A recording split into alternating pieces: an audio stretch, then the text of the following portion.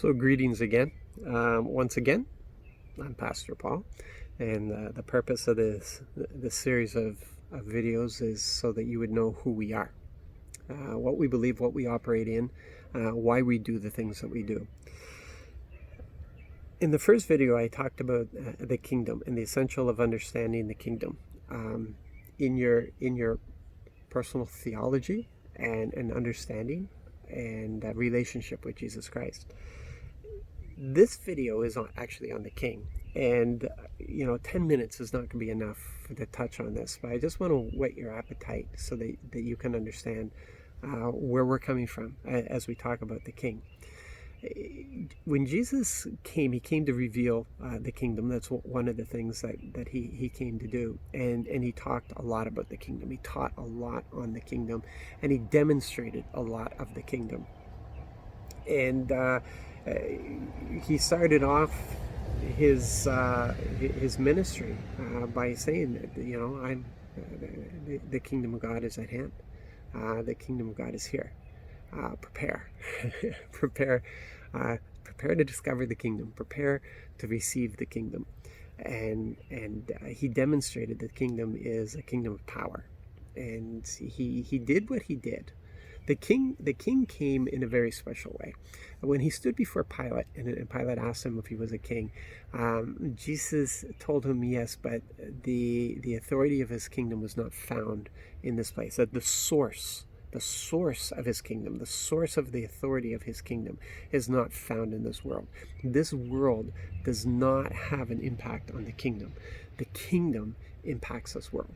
That's what's really important for us to understand. The kingdom influences this world. And so the king set aside that kingliness. It was never out of reach. At any moment he could grasp that again. He could hold on to that again.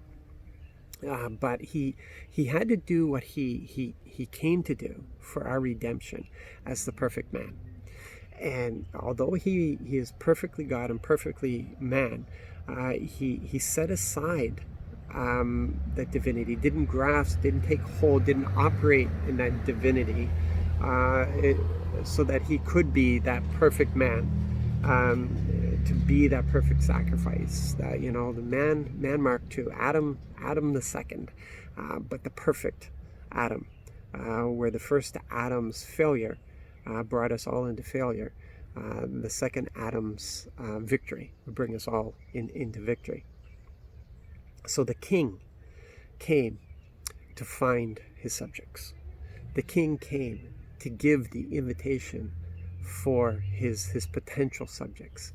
He came to reveal the kingdom. He came to show what the kingdom is, so that we would understand how important the kingdom is, how vital it is, and that we would understand the nature of the kingdom, because a kingdom takes on the nature of the king.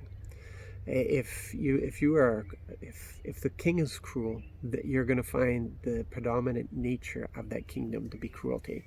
If the kingdom is violent, you're going to find the predominant nature of that kingdom to be a thing of violence. But if the king is just, you're going to find the predominant nature to be a just society. If the kingdom is kind and loving, then these are the predominant characters of the kingdom that you will see. So Jesus came to reveal all that. He came to reveal the Father's heart. He came to reveal the kingdom. He came to reveal what kind of king he is. And we see it in all of his actions. It's not just the words, but it's his actions. And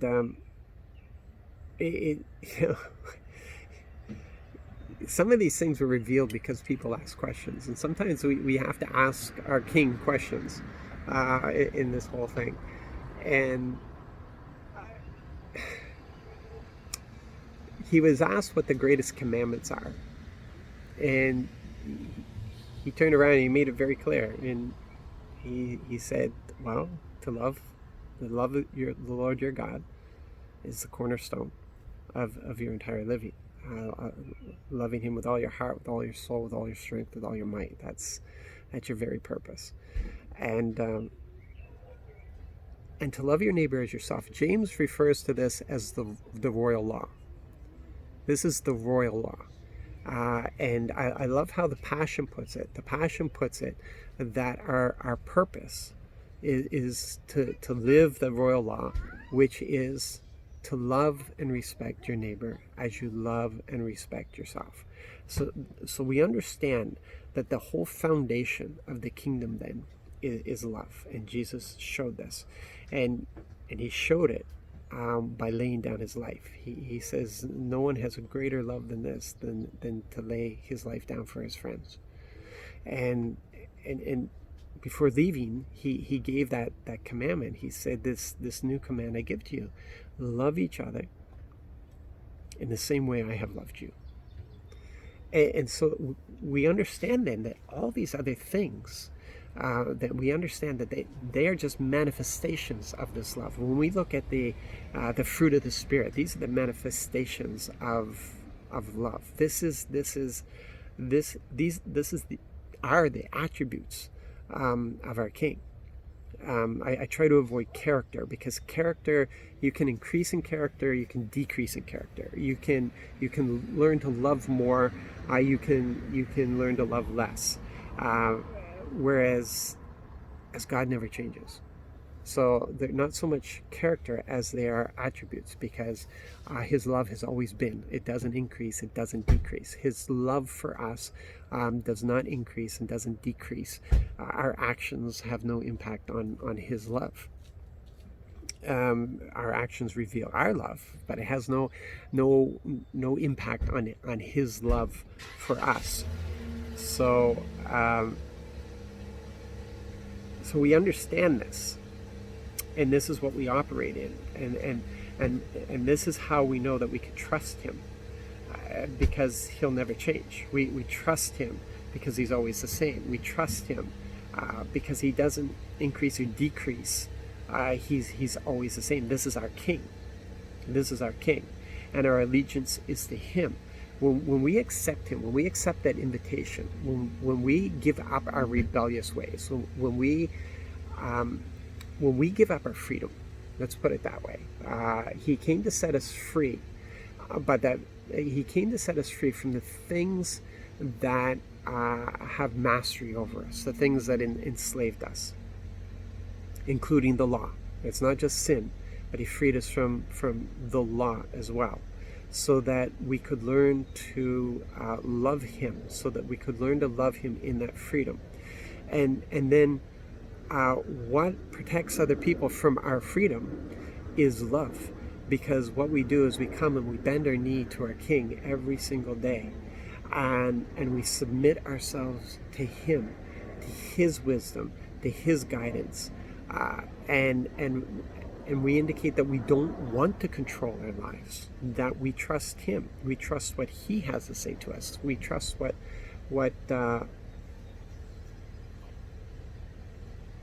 he reveals to us. And it is a growing relationship we have with the King. We draw closer to him every day. It's an ongoing growing. It's like any friendship. The longer you're a friend, the more you know that person. And some friends actually become like each other. And this is the relationship that we have with Jesus, is that we become more and more like him. The longer we walk with him, it should be, at least, because this is supposed to be a dynamic relationship. This is supposed to be a passionate relationship. This is supposed to be a thing that we're pursuing all the time. Jesus told us to pursue the kingdom of God all the time. It's pursuing the King. It's pursuing the kingdom. And it sounds like, it's moving away from us, so we have to run after it. It's not that. It's just there's nuggets that are hidden throughout our day to reveal more and more of the King to us, to reveal more and more of the kingdom to us. This is a life of discovery. It's a life of wonder. It's absolutely excitement, and it's not a part-time thing. This is our entire life. Everything else should just be a reflection of this relationship. It should be a reflection of our relationship with the King. Jesus came and he said, whoever believes will be saved. He said, whoever is tired and weary, come, I'll give you rest. And this is from our work. When he hung on the cross for us, when he did that redemptive work for us, he proclaimed, it is finished. And it is. There's no work of redemption that's left for us to do. He did the whole thing. It is done. We are been separated from sin. There is no condemnation. Now it's learning to mature in that. It's learning to grow in that. It's learning to bend our knee every day. It's learning to walk before our God in humility, knowing that the work of salvation belongs to Him.